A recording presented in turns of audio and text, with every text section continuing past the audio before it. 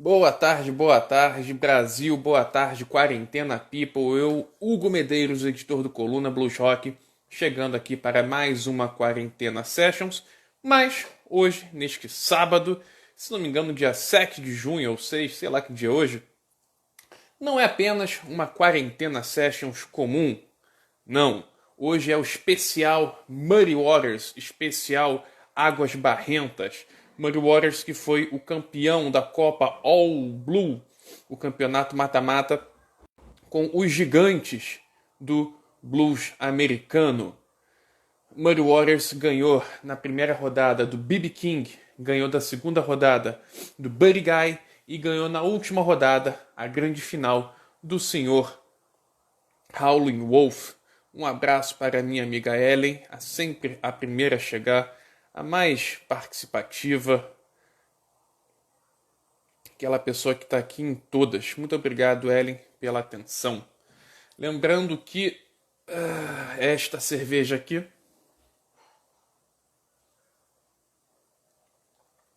não tem marca, porque é a cerveja que poderia estar me patrocinando, mas não está. Ou seja, senhor empresário, financia boa música. Patrocine o Coluna Blues Rock. Nosso relacionamento pode ser tão profícuo, tão frutífero. Já pensou se o Coluna Blues Rock tivesse dinheiro para produzir festivais ou até para produzir discos? Depende do senhor empresário, porque esta cerveja poderia ser sua, mas não é. E no caso tá uma delícia, uma APA de 6,2%, ou seja, ao final do especial Muddy Waters estarei eu aqui, trololó da cuca. Pois bem, gente, tô esperando aí o povo ir entrando. Hoje nós teríamos a participação especial do Otávio Rocha, guitarrista do Blues Etílicos, um dos membros fundadores do Blues Etílicos, mas ele acabou tendo um problema familiar e não vai poder participar. Mas também teremos as participações de Marcos Quiniata, grande guitarrista aqui do Rio de Janeiro. Teremos a participação de Conan Alves, que é um professor de canto muito bom, para falar do vocal do Muddy Waters. E teremos uma revelação do blues brasileiro, lá de Cuiabá, o senhor Silver Blues, diretamente de Cuiabá. Vi que meu amigo Cláudio Oliveira está na casa. Muito obrigado pela presença, Cláudio. Não sei se sabe, mas hoje teremos o especial Muddy Waters. Se depois, se quiser entrar para falar um pouquinho, esteja mais do que à vontade, meu amigo. Coluna Blues Rock é seu fã declaradamente. Estou esperando os convidados, ao menos, entrarem aqui para fazer todos aqueles anúncios, né? Mas enquanto isso eu bebo meu gelo.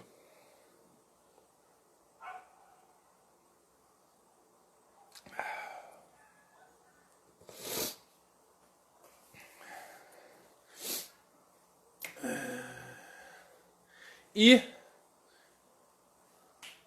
informação, hein? Assim que acabar, assim que chegar ao final, o nosso especial, a Muddy Waters, eu já vou anunciar a nova Copa que começa amanhã mesmo, hein?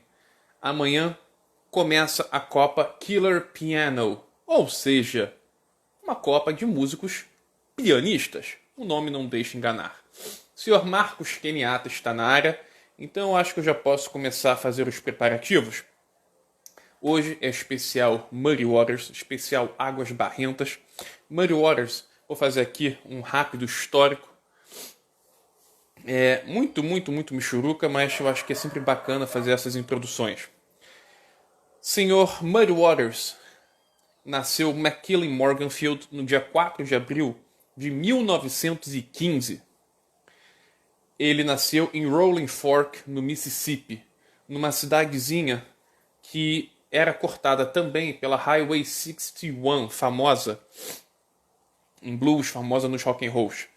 E essa cidadezinha ficava entre duas cidades que para o blues foram muito importantes: Vicksburg e Greenville. Vicksburg eu acho que está um pouquinho mais ao sul e Greenville está um pouquinho mais acima. Só que, aos 6 meses, ele foi... A avó dele, materna, pegou ele para morar. E eles acabaram indo para Coahoma County, condado de Coahoma. Nesse condado, eles foram morar na Stovall Plant, uma grande plantação de algodão e outras coisinhas daqueles fazendeiros tipo escravistas, onde eles eram sharecroppers, ou seja, meeiros, né? Ele cresceu em uma extrema pobreza, isso aí a gente não precisa falar. Agora, será que o Sr. Muddy Waters ele criou o blues? Não. Será que Muddy Waters foi o maior representante do Delta Blues? Também não. Mas então, qual foi a grande importância do Muddy Waters? Simples. Simples não, bem complicado.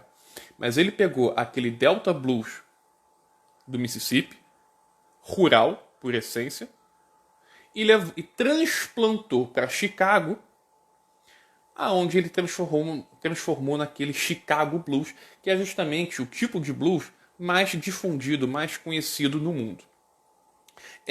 Fazendo aqui um histórico do histórico.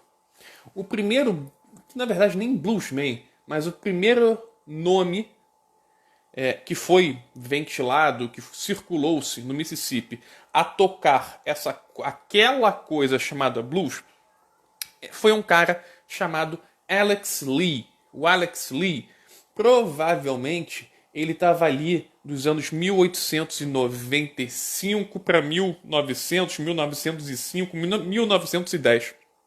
Ou seja, esse foi o primeiro blues tocador, não vou falar nem bluesman, mas foi o primeiro tocador de blues que se teve notícias. Depois veio a segunda geração. Essa segunda geração, aí sim, Henry Sloan, Gus Cannon, Charlie Patton, Willie Brown. Esses 4 formaram a segunda geração. E foi uma geração muito importante. Porque aí sim,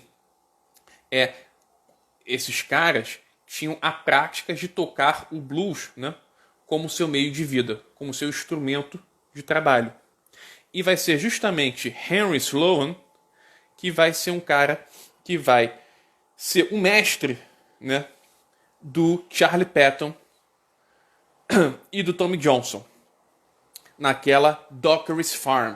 A Dockery's Farm foi uma fazenda, também uma plantação no Mississippi, aonde dizem que nasceu o blues. Discordo, não nasceu o blues ali, mas foi um local sagrado para o blues, porque ali, daquela fazenda, surgiram vários daqueles bluesmans do Delta que fizeram sucesso, como Charlie Patton, Henry Sloan, se não me engano, o Robert Johnson, não sei se ele não sei, eu acho que ele passou um tempinho ali, mas foi embora. Se não me engano, Sun House também ficou um tempo na Dockery's Farm. E Muddy Waters, agora voltando, Muddy Waters vai ser da 4ª geração do blues.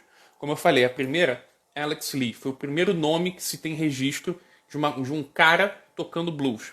A segunda geração, Henry Sloan, Gus Cannon, Charlie Patton, Willie Brown. Terceira geração, Robert Johnson, Lead Belly, Sun House. O Muddy Waters, ele vem na 4ª geração do blues, mas vai ser a primeira geração do blues elétrico. Voltando para Muddy Waters.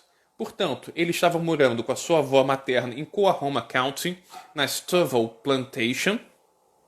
Aos 3 anos, ele começou a tocar acordeão, que ele ganhou de uma patroa da avó dele. Aos 7 anos, ele começou a tocar gaita.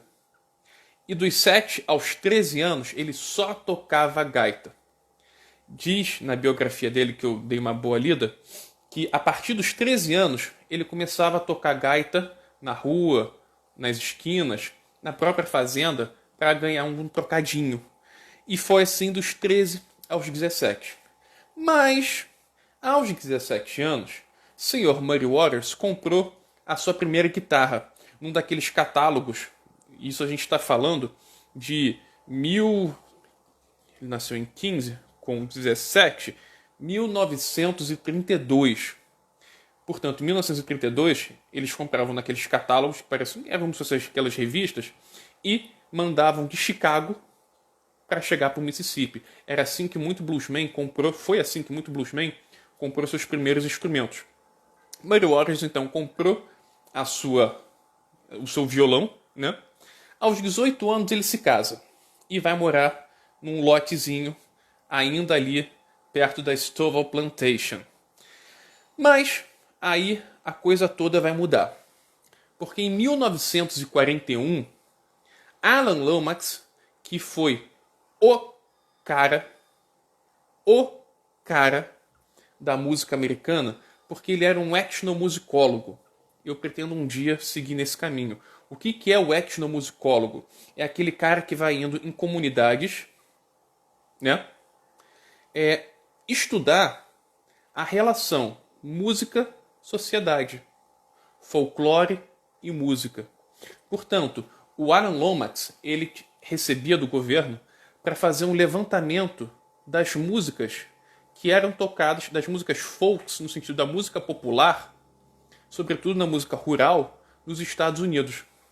E, numa dessas andanças do Alan Lomax, ele parou no barraco do Muddy Waters, ainda McGillan Morganfield. Em 1941, fez uma aparelhagem primitiva, fez lá a primeira gravação do Muddy Waters. Ele ganhou um trocadinho para fazer um compacto, ou seja, 2 músicas. E ele falava, o Muddy Waters, eu nem queria dinheiro, mas eu queria chegar lá na Juke Joint, a pocilga que tocava o bluesinho e tal, e botar o meu compacto com o meu nome na jukebox do bar. Em 1942, o Alan Lomax volta novamente ao barraco do Muddy Waters para fazer novas gravações, uma segunda sessão, dessa vez com mais músicas gravadas. Nisso, o Muddy Waters pensa, eu posso ficar aqui no sul, sendo escorraçado, sendo esculachado, e nunca sair desse lugar, morrer que nem a minha avó. Ela ainda estava viva nessa época, mas morrer sem nada conquistar. Então, nisso ele vai para Chicago. As pessoas acham que ele foi de primeira. Não, ele foi, não deu certo, voltou, depois ele vai, se não me engano, para Maine, ele faz alguns bate-voltas. Mas em 43, de fato, ele vai para Chicago e lá permanece. Lá em Chicago, em 1943, ele começa a tocar, a se apresentar. Ele um violão, né? E até que aquele bluesman, que aí, sim, foi da geração do Robert Johnson, do Sunhouse, o Big Bill Broonzy, que já estava na cidade há um certo tempo, ele viu o Muddy Waters e falou, pô, esse cara aí tem talento, vamos pegar ele. Nisso, isso em 43. Em 1944, o Muddy Waters conseguiu comprar a sua primeira guitarra elétrica. Por quê? Ele viu que não tinha como ele tocar em Chicago. Chicago, gente, uma cidade urbanizada, uma cidade grande, muita gente, uma cidade industrializada. Não tinha como tocar o violão acústico. Ele viu a necessidade de comprar uma guitarra elétrica e amplificar o som. Portanto, em 44, ele compra a sua primeira guitarra. Em 46, ele faz a sua primeira gravação em um estúdio, na Columbia Records, onde ele grava num formato bem curioso, para dizer o mínimo, com clarinete, sax e piano. E ele no violão, na guitarra, no caso. Eu tentei procurar esse arquivo, não tem disponível. Logo depois, em 47, ele vai gravar na Aristocrat, que mais tarde passou-se a se chamar Chess. Aí sim, ao lado, sob o comando, sob a produção de Leonard Chess e Phil Chess, 2 irmãos que, se não me engano, tinham vindo da Polônia, se não me engano, ele ali transformou-se em Muddy Waters. Ou seja, a história toda do Muddy Waters começa em 1915 no Mississippi. Ele vai com a avó dele para Stovall Plantation, onde ele vai virar um sharecropper, ou um meeiro. Ele vai, em 41, gravar no próprio barraco, com aquela gravação, com aqueles aparelhagens do Alan Lomax. Foram os primeiros registros de Muddy Waters.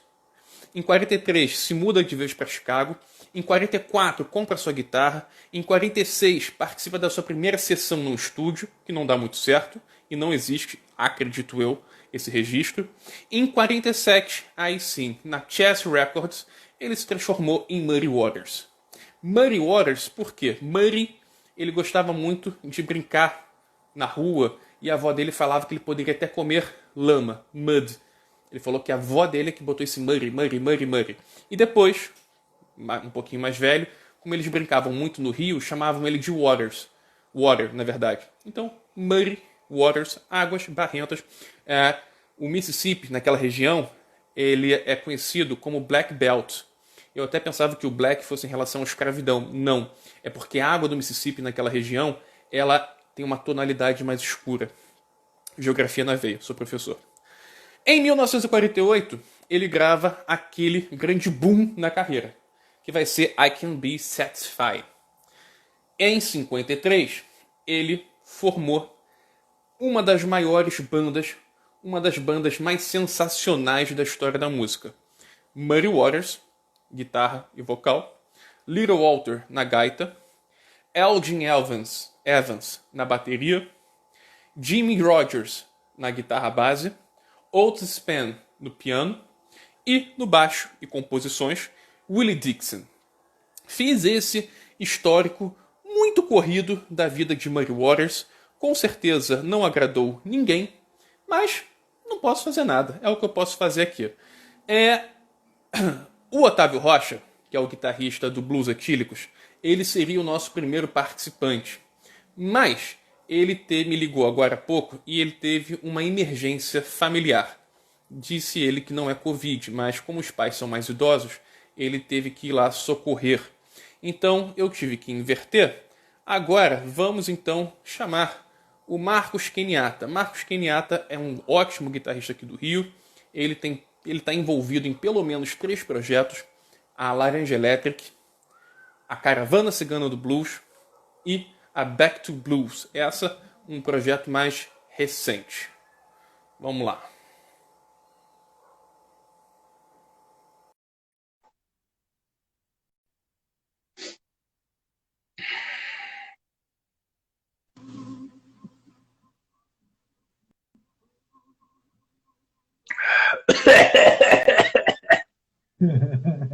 E aí, irmão? E aí, tudo certo, meu brother? Tranquilo? Direitinho? O som tá meio abafado. Tá meio abafado? Vamos ver se vai melhorar. Ah, melhorou. Agora Melhorou tá perfeito. agora? Melhorou, tá perfeito. Então, peraí, tá perfeito. deixa eu botar a câmera num lugar melhor aqui. Aí. Tá ouvindo? Perfeito. Perfeito. Beleza. Irmãozinho, muito prazer Diga-me. você estar aqui. Muito obrigado pela sua presença, Marquinhos. Prazer todo meu, obrigado pelo convite. Pô, sabe que eu sou fã do seu trabalho, né? Tenho acompanhado aí esse trabalho árduo, mas pra gente que curte blues, curte música boa, esse trabalho principalmente durante a quarentena, né, cara? E queria te parabenizar aí por isso, cara. Tem feito muito bem. Valeu, depois você me paga. Estou aqui com o Marcos Kenyatta, vou reapresentá-lo. Grande guitarrista aqui do Rio de Janeiro. Está envolvido aí com a Laranja Electric, está envolvido com a Caravana Cigana do Blues, uma das minhas bandas favoritas atualmente. E está envolvido também com a Back to Blues, uma banda mais recente do Marcos. Né? Acho que deve ter 1 ano de projeto, né? Cara, o primeiro ensaio da gente foi em outubro do ano passado, mas a gente já se conhecia, já tinha feito som junto antes, né?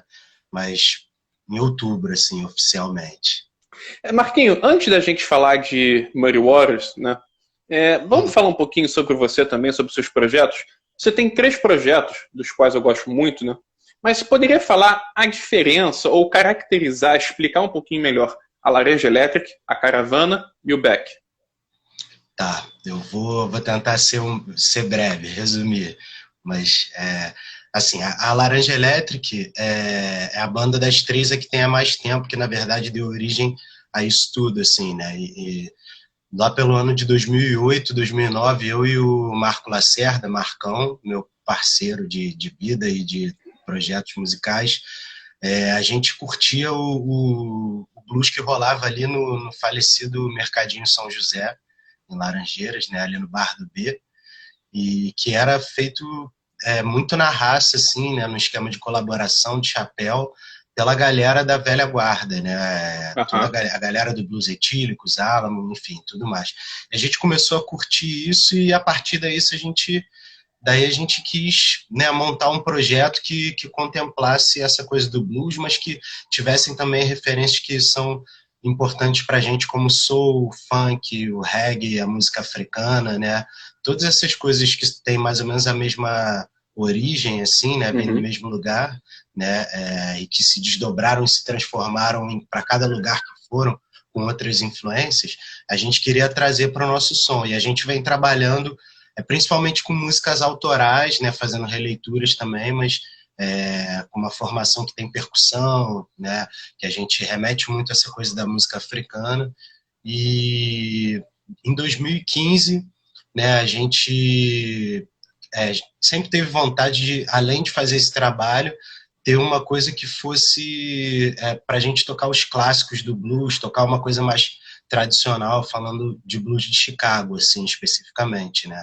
E a gente conheceu o Luca Neroni, que é um guitarrista muito bom, que está morando lá nos Estados Unidos, em Los Angeles, né? E excelente guitarrista, e a Sonja, né, a gente conheceu em 2015 também, e a galera do Big Fat Mama, que a gente já conhecia há mais tempo, que era outra banda daqui do Rio. A Sonja, para quem não conhece, também é uma cantora de blues daqui do Rio, né?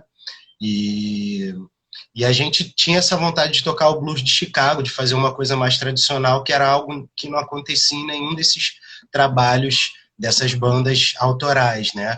E a gente se juntou para fazer isso, começando tocando na rua, começando tocando em botequinho pequeno, enfim, e com formações diferentes, não só com banda completa, né? Era básica, claro, respeitando as diferenças, mas era quase que uma roda de samba de boteco, né? Que chegava a gente e ia se agregando. Exatamente. A ideia quando começou, que a gente É, começou fazendo num boteco que tem na Olegário Maciel, que tinha, nem tem mais, tinha.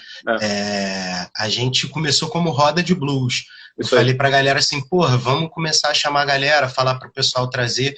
Só que à medida que a gente foi tocando o trabalho, a gente foi sentindo uma identificação musical e uma necessidade de montar uma banda que tivesse a proposta, mais do que ter música autoral, da gente divulgar o blues de Chicago, enfim, em qualquer lugar que o nego estivesse chamando a gente. Por isso até o nome, né? Caravana Cigana do Blues. Né? E a gente está com... começou em 2015, né? Estamos aí com 5 anos de banda, né? De todos os projetos, acho que é o que teve mais entrada, assim, né? Porque a gente se adaptava também, às vezes tocando com formação mais acústica, às É, vezes com a banda completa, né? sim. Enfim. E do ano passado para cá, eu conheci o Murilo Brugger, que é um cantor e guitarrista de blues, né? Que tinha um trabalho chamado Indiana Blue, já tinha tocado também com algumas pessoas, já conheci o Edu Coimbra, que é a batera, que hoje em dia toca com a Nanda Moura, tocou com Bandana Blues, já fez sub na Caravana, e ele tocava lá na região que ele morava, lá em Barra do Piraí, tinha as bandas dele de blues lá, era um baterista requisitado lá. E o Rafael Romano, que é baixista, né, que também toca com a Nanda Moura, toca com... agora é regional, não sei como é que chama, era Blusão D2, né? É o Do Pag. B2 Regional Blues. D2 Regional Blues, isso aí. É. E a gente se juntou com uma proposta de fazer um som mais voltado para o que a gente chama de Texas Blues, né? Só que assim, né? Quando as pessoas falam em Texas, normalmente tem a referência de Steve Ray É, e ZZ Top, sim. né? Mas a gente queria pegar outras coisas que não isso, né? Fabulous Thunderbirds, T-Bone Walker, Clarence Gatemouth Brown, Fred King e outras bandas como Red Devils, o Paladins, que é uma banda muito boa também de Texas Blues, enfim. Então, acho que aí ficam 3 trabalhos bem diferenciados assim na sonoridade, mesmo tendo uma ou outra pessoa ali que acaba integrando mais de um trabalho, né? Acho que a gente consegue, acredito eu, né? Dar uma cara diferente para cada um desses trabalhos, assim, né? Legal. Eu vou te contar uma parada. Eu tenho contado muita coisa que nunca contei antes durante essa quarentena. Já falei uma parada pro Gilson, ele se emocionou. Falei ontem com o Jefferson, vou falar agora contigo. Lá para 2009 ou 10, bicho, um amigo meu, que eu acho que era amigo do batera do Laranja Elétrica, acho, não me lembro, não acho que é mais ou menos isso. Falou, pô, vamos lá ver, vou te mostrar o vídeo dessa banda Laranja Elétrica, a Blue, você vai se amarrar. Aí eu vi assim, fiquei, pô, né? Eu fiquei meio assim, pô, né? Bicho, eu nunca mais soube de vocês. Não da Laranja Elétrica, mas eu nem sabia os nomes de vocês. Aí, por causa do Léo, em 2017, talvez 2016, 2017, eu fui ver que vocês eram aqueles caras e o salto qualitativo, bicho, que vocês tiveram. Você e Marcão, vocês tiveram um ganho técnico, bicho. As engrenagens estão tão em funcionamento, tão azeitadas, sabe? Eu até comentei isso com o Léo, bicho. Eu acho hoje a Caravana Cigana, sim, mas eu coloco tipo Mick Jagger e Keith Richards, você e Marcão. Eu coloco vocês como... Não, mas é sério. Eu coloco vocês dois como o melhor duo, mais bem azeitado aqui no Rio. Claro, da nova geração, né? Eu fico impressionado, bicho, o quanto que vocês cresceram nesse tempo. Pô, que legal ouvir isso de você, assim, que a gente começou, foi por aí, a tocar junto em 2010, assim, de fato, né? A gente oficializou a Laranja Elétrica, né? E é um trabalho que a gente tem, assim, que é reflexo também de uma parceria de amizade, de vida também, né? A gente já morou juntos, sabe? A gente até hoje compartilha muita coisa, assim, de guitarra e gosta, principalmente, a gente gosta muito de tocar junto, né? Que às vezes é difícil, né? Tocar com, eu falo por mim, tocar com outro guitarrista, assim, né? Às vezes pode ser difícil, a galera reclama muito de guitarrista, né? Mas a gente curte muito essa onda de uma guitarra complementar a outra, né? Acho que as referências que a gente tem musicais sempre foram de 2 guitarras ali trabalhando juntas. Você falou dos Stones, né? Em todos os momentos, até no momento que tinha o Mick Taylor, que era muito mais solista, né? Mas em todos os momentos dos Stones você vê uma combinação de guitarras ali que é o que faz ali o groove rolar, né? Obviamente junto com a banda, mas que dá uma característica, né? E a gente trabalha bastante assim em cima disso para, sei lá, fazer um resultado, chegar num resultado que seja satisfatório para a gente e para quem está ouvindo, né? E a Caravana, você falou isso, a Caravana foi fundamental assim nesse processo, porque, como eu te falei, a gente tocava mais música autoral.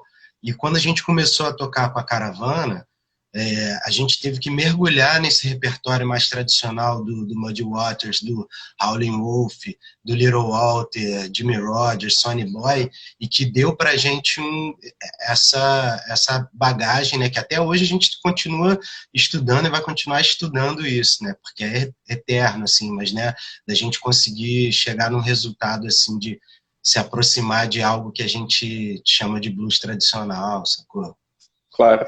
Daí. Mas obrigado aí, cara. Que bom saber isso. E tanto é que no meu aniversário, 2019, não, 2020, 19, acho que foi do ano passado, de fevereiro de 2019. Para minha surpresa, o Léo Torresini, que é meu irmãozaço, ele aparece lá com esse cara aí tocando guitarra. Eu falei, quê? É esse cara? Caralho! Um show assim. E foi sensacional, bicho. Porque o show era do Léo, né? Só que ele chamou o Marquinho para acompanhar ele na guitarra. Foi o César Lago. O César Lago e o Pedro Strasser, Pedrão, numa mini bateria, né? Um mini kickzinho. E depois, tinha o Tony também. O Tony, eu não me lembro. Eu acho que o Tony não foi dessa vez, bicho. Acho. Mas também pode ter. Também tava bêbado pra caralho, então, obviamente, não vou me lembrar. Mas aí, ao longo da noite, apareceu toda a Caravana Cigana, bicho. Apareceu a Sonja, apareceu o Marcão, apareceu o batera de vocês, que eu esqueci o nome. Verdade, o Edu. Apareceu uma galera, bicho. O gaitista também, o Stefan foi. O Stefan foi? Nem me lembro. Foi também. A galera Porra, foi foi em peso, sensacional, chegou bicho. Foi lá. sensacional. Pô, esse dia foi muito divertido, cara. Eu até Muito brinquei contigo, divertido. eu fiz uma entrevista com o Marquinho, tá lá no colunabluesrock.com, só procurar lá, Verdade. Marcos Keniato tá lá. Eu até brinquei com ele, parecia a Les Waltz do The Band, que foi. Teve um momento que, assim, que eu tava nas estrelas já, de tanto álcool e outras coisas, e fiquei olhando assim, falei, caralho, vi uns 10 músicos ali tocando, cantando, falei, porra, meu aniversário isso, Foi fiquei muito feliz, bom. cara. Foi bom. E tava cheio, né, cara? Tinha Tava, uma tava, galera, né? O Enio, tava. acho que abriu a noite, né, com o O Beto e com o Eninho, sim, César. sim. E depois a gente tocou com o Léo. Foi isso. Foi bem divertido, cara. Pô, espero que ano que vem a gente possa comemorar assim de novo, né, cara? Espero eu, bicho. Esse ano não deu porque o bar do Manfra fechou, né? É verdade. Uma Mas pena. vamos ter novas coisas. Meu irmão, vou iniciando agora a temática desse especial, Muddy Waters. Eu fiz aqui rapidamente um resumão da vida dele. Por que o Muddy Waters é tão influente, e eu posso, acho que, generalizar, cara. É tão influente para todo mundo que toca blues. Porra, eu acho que tem várias respostas assim, né, cara, possíveis para essa pergunta, mas uma das coisas que eu acho que eu gostaria de destacar assim nesse caso é que a questão do blues elétrico, dele ter sido o cara que foi fundamental nessa transição do blues rural para o blues elétrico. Eu acho que isso é o que uma das coisas assim fundamentais assim para essa influência toda que ele tem, né? Porque muitas das pessoas assim que conhecem o blues de primeira, né, na maioria das vezes é um blues muito mais ligado ao rock, muito mais Sim, elétrico, né?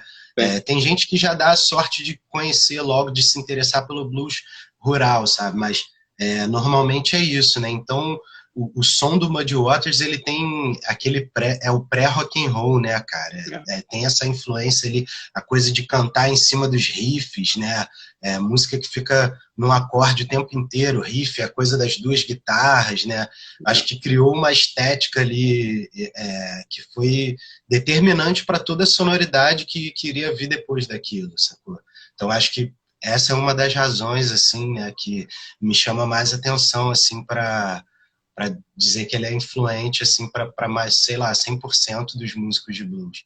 O Blues Etílicos, o Bedran até falou isso uma vez para mim, que quando eles foram gravar o disco do Muddy Waters, foi um dos raros momentos assim de unanimidade deles, que o Muddy é um artista que todos eles gostam pra caramba, assim, né? Então, pra você ver que até, tipo, numa banda onde, de repente, todo mundo tem muitas referências diferentes ali, o Muddy é unanimidade, né? Eu acho que não tem como ser diferente, né?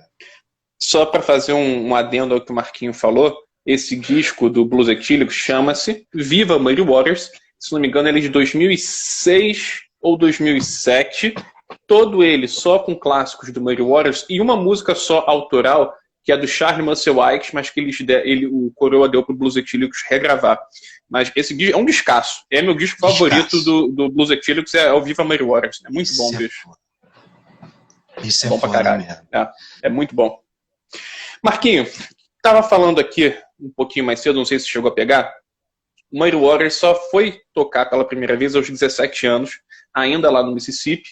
Em 41, ele fez aquela lendária gravação para o Alan Lomax, uma aparelhagem completamente tosca, primitiva. Exatamente. Gravou 2 cançõezinhas. No ano seguinte, o Alan voltou lá, ele gravou mais umas 5 ou 6, se não me engano. Em 43, ele vai definitivamente para Chicago. Em 44, ele compra a sua primeira guitarra.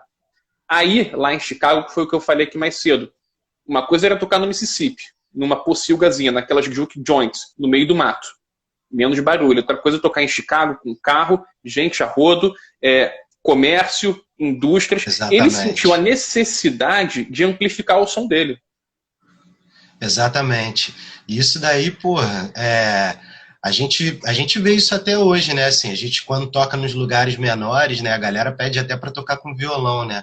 Mas você vai chegar, tipo, num lugar onde, isso mesmo, vai tocar na rua, tem carro passando, tem vendedor, não sei o que, comércio, aquele barulho todo de cidade, né? Não tinha como ele chegar lá com o violão dele e o slide, né? Até naquele filme Cadillac Records, Sim. tem até umas coisas um pouco fantasiosas ali, né, Sim, sensacionalistas, mas essa cena eu acho bem, bem bacana, assim, para ilustrar, né, que ele tá tocando e aí a mulher dele fala da janela que não conseguiu ouvir, né, e ele vai e arruma uma guitarra e um amplificador, né. Isso daí eu acho que foi uma coisa, assim, que, obviamente, ele não tinha noção da história que ele ia criar a partir desse gesto, que era muito mais uma necessidade do que uma coisa de conceito, de timbre, de sonoridade, sim, né? Era uma necessidade de volume, né, cara? sim, E, porra, exatamente. isso aí foi, porra, crucial, foi a virada, assim, né? Perfeito.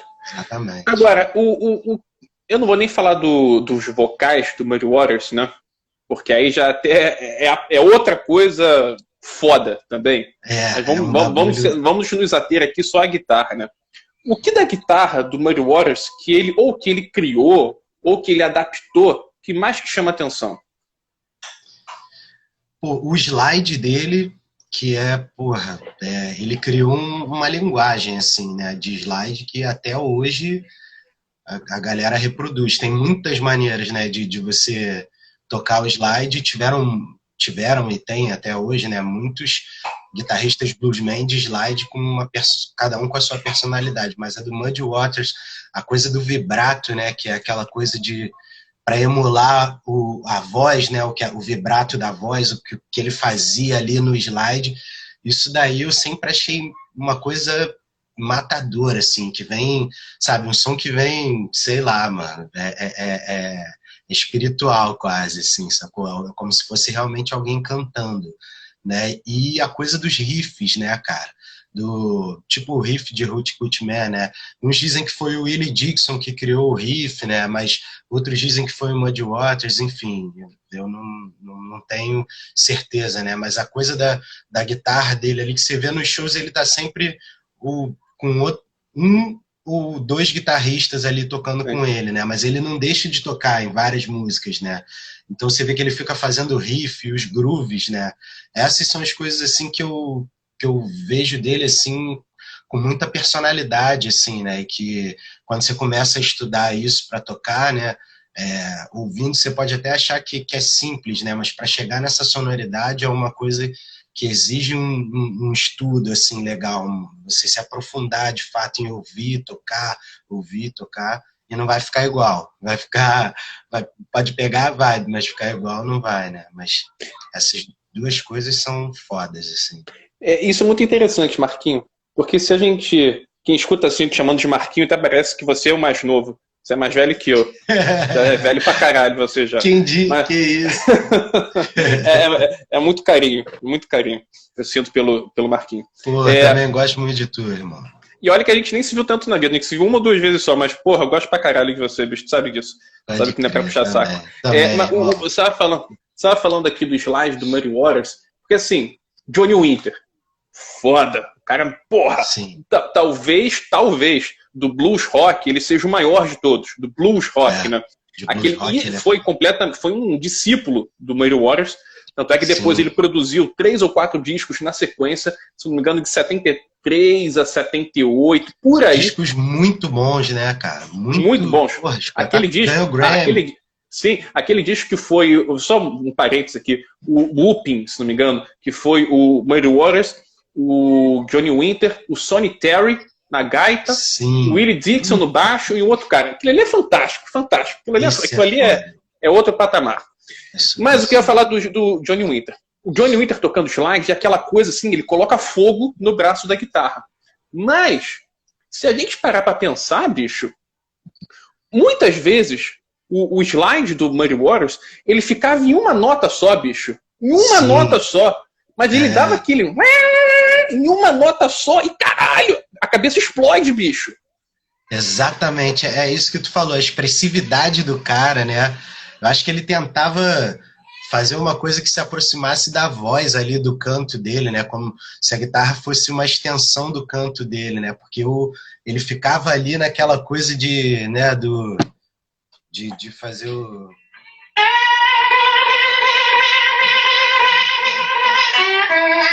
Exatamente. Essa coisa que vai lá no fundo da alma, assim, né? Então, é muito visceral, assim. E eu me identifico um pouco mais até com esse tipo de slide, né? Do que a onda um pouco mais virtuosa, assim, né? Tipo, Mick Taylor. Pô, Mick Taylor foda no slide, né? Mas é uma coisa ali que, né, é diferente do Muddy Waters, né? O Muddy tinha mais... Ele fazia, você vê até que ele repetia sempre um mesmo solo em várias músicas diferentes, mas, cara, era sempre com uma expressividade absurda, sempre com, sabe, com timbre também, né? Um timbre ali que, porra, né? Como eu falo, é difícil você conseguir de fato emular isso, assim, né, cara?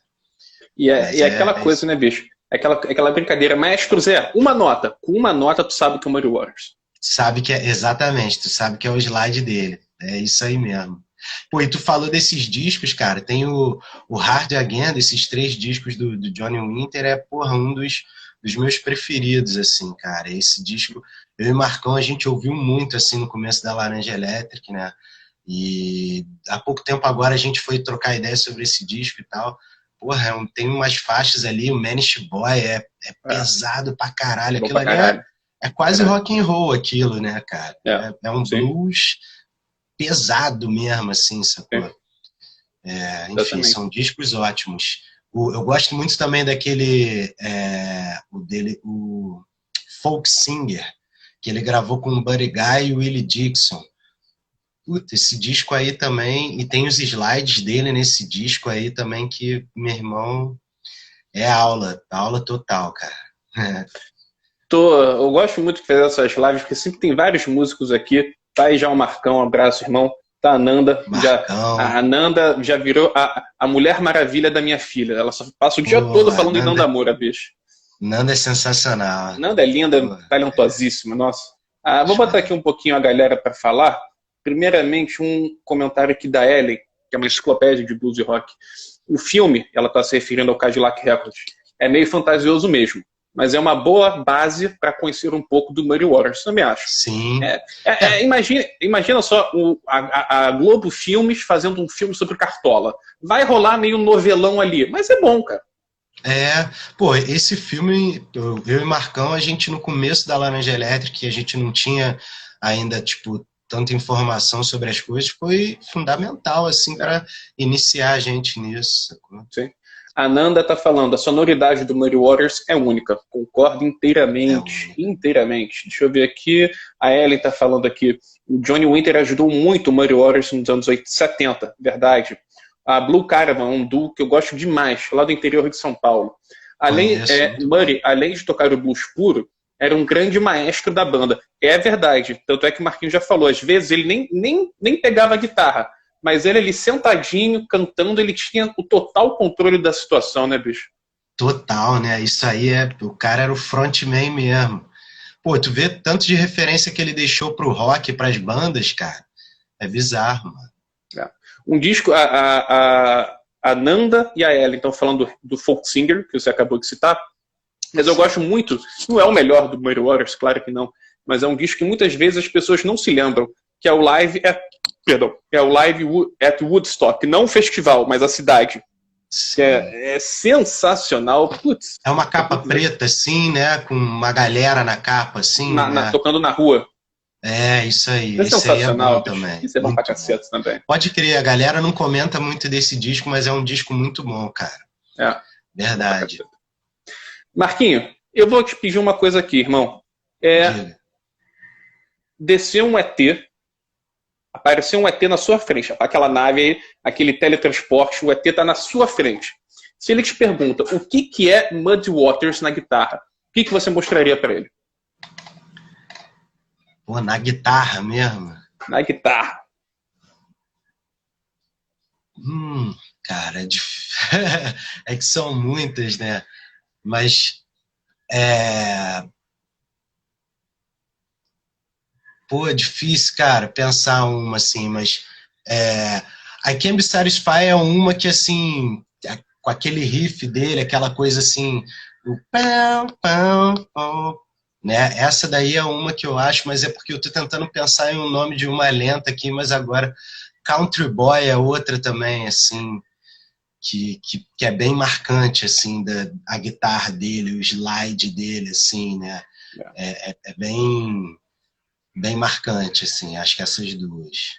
Então deixa esse EP aqui te pedir. Manda um trechinho de Muddy Waters aí na guitarra. Vou tentar, mas vamos lá. Deixa eu ver aqui. Tá legal de volume? Tá alto? Tá. É só você não cantar, porque aí a compressão fica só pra guitarra. Não, não vou cantar, não. Não vou fazer isso pro pessoal, não.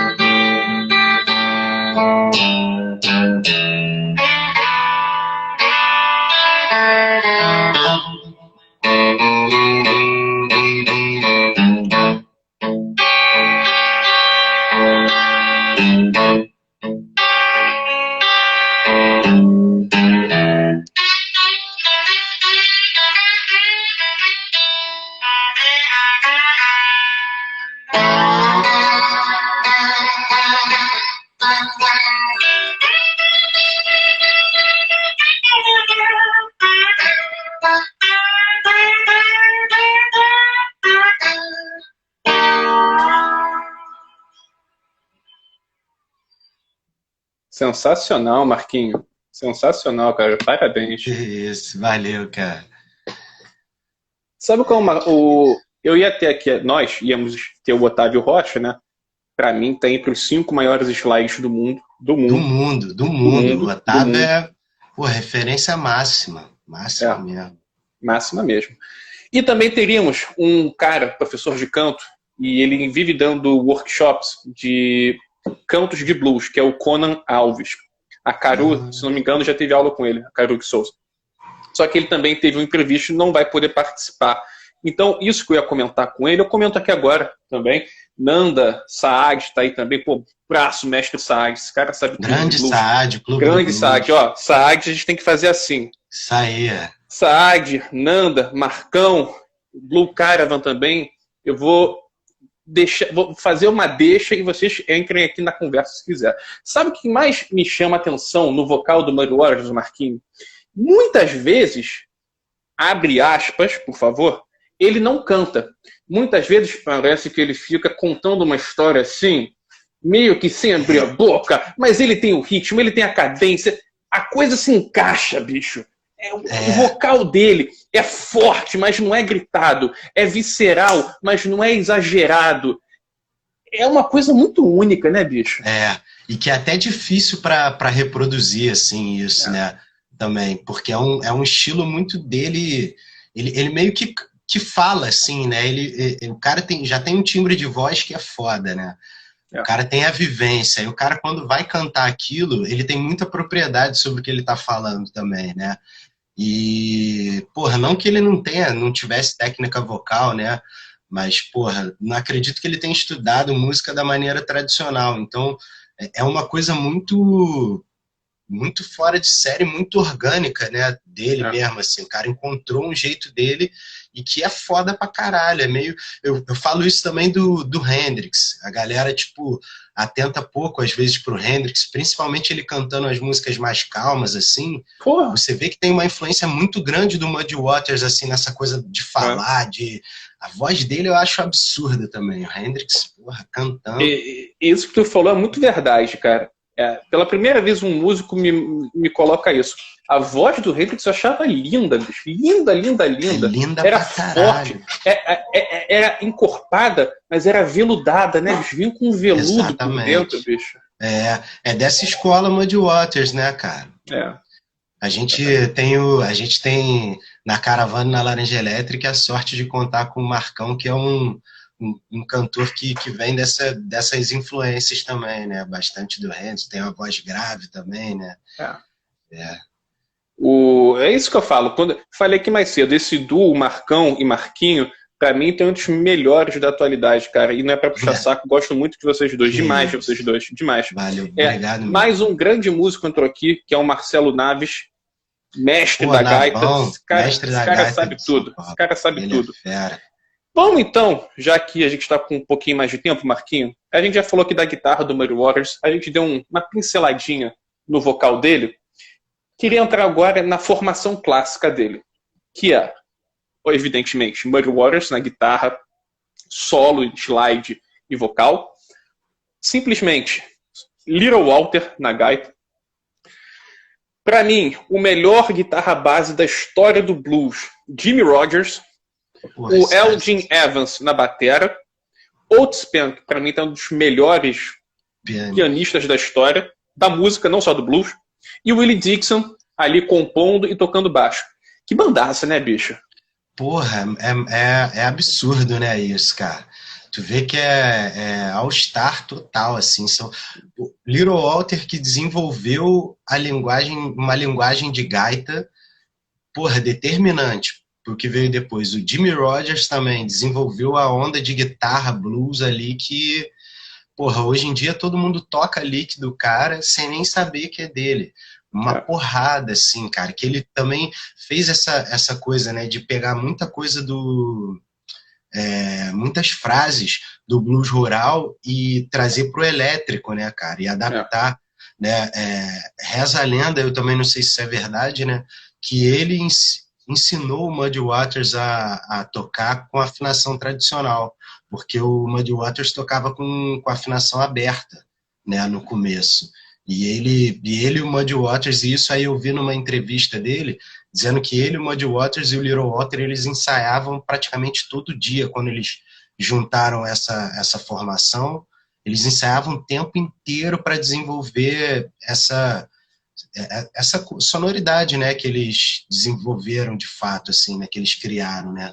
E essa banda, porra, o batera e baixo, né, cara, o Willie Dixon, porra, Otis Spann, que isso, cara, no piano, sabe? Ele teve muitas bandas fodas, né? Mas essa...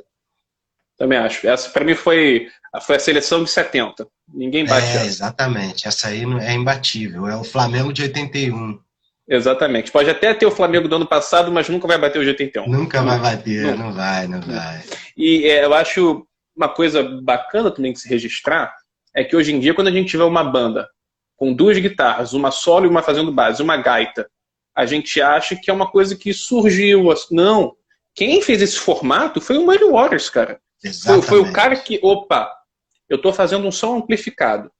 Se eu só vou ficar tocando se eu vou tocar mais esse slide, eu preciso de alguém para me acompanhar. Pegou o Jimmy Rogers. Pô, e se a gente botar uma gaita, eu conheço aquele cara lá de Nova Orleans, da Louisiana, não sei se é de Nova Orleans, mas de Louisiana, pô, Little Walter, pá. E um piano, Otis Spann. É que nem, né, respeitando novamente as devidas diferenças, foi quando o Lynyrd Skynyrd apareceu com 3 guitarristas. Foi um exemplo assim que fundou uma coisa nova. Diferente do que estava acontecendo ali, né, cara? E principalmente no caso do Muddy Waters amplificado, né? Porque o Little Walter também, né, trouxe a amplificação para gaita, coisa que não acontecia, né, cara? Que até mais uma vez no filme Cadillac Records mostra os caras querendo reclamar com ele, assim, reclamando porque ele estava tocando gaita amplificada, e sendo que foi a sonoridade que foi marcante, assim, para ele, né? Determinou ali a identidade sonora dele, né, cara? Sim. Infelizmente isso aí morreu muito cedo. Tinha muita coisa para fazer ainda, né, bicho? Ele era, tá vendo? Mais uma vez, ele era rock and roll demais até esse daí. Ele era meio Sex Pistols na década de 50, sacou? Total, né? Isso aí. Gente, estou aqui com o Marquinhos Kenyatta, grande guitarrista aqui do Rio de Janeiro, guitarrista da Laranja Elétrica, guitarrista da Caravana Cigana do Blues, guitarrista da Back to Blues. Inclusive, segunda-feira tem live aqui, 4 da tarde, com o Murilo Brugger, Isso aí, Brugger. Brugger. Vamos falar aqui na segunda-feira sobre o lançamento do primeiro EP da Back to Blues, então não percam amanhã, 4 horas, aqui no Coluna Blues Rock. Marquinho, pô, que papo agradável, cara. Muito obrigado aqui pela sua participação, irmão. Porra, eu que agradeço bastante, Hugo. E vou te falar que, eu não sei se tu lembra, mas logo no começo da quarentena, eu estava assistindo uma live quando você começou a fazer assim, e aí tu me chamou, só que o meu celular, eu estava com um celular antigo, Verdade. E aí não rolou, travou, a Verdade. Conexão estava ruim e tal. Aí eu, porra, depois fui vendo a história toda se desenvolvendo, e, cara, mais uma vez, parabenizo aí pelo trabalho e agradeço por fazer parte aí desses convidados seletos aí e que, porra, tem tido muita coisa boa, cara, muita coisa foda, e com essa possibilidade agora de salvar no IGTV, porra, fica pra gente poder assistir depois, quem não tiver podendo assistir na hora, né, cara? E é isso, obrigado aí pelo convite. Falar do Mud porra, que honra. Nada, eu que agradeço, irmão. E lembrando também que todas essas quarentenas sessions, ou pelo menos a maior parte, estão no YouTube. Só botar lá, Coluna Blues Rock 2.0, vai estar lá essas porra todas aí. Marquinho, meu irmão, muito obrigado. Eu vou encerrar aqui, porque daqui a 2 minutos vai estourar 1 hora, mas assim que eu encerrar aqui, eu abro mais uma. Não saiam daí. Valeu, Marquinho. Beleza, valeu, galera.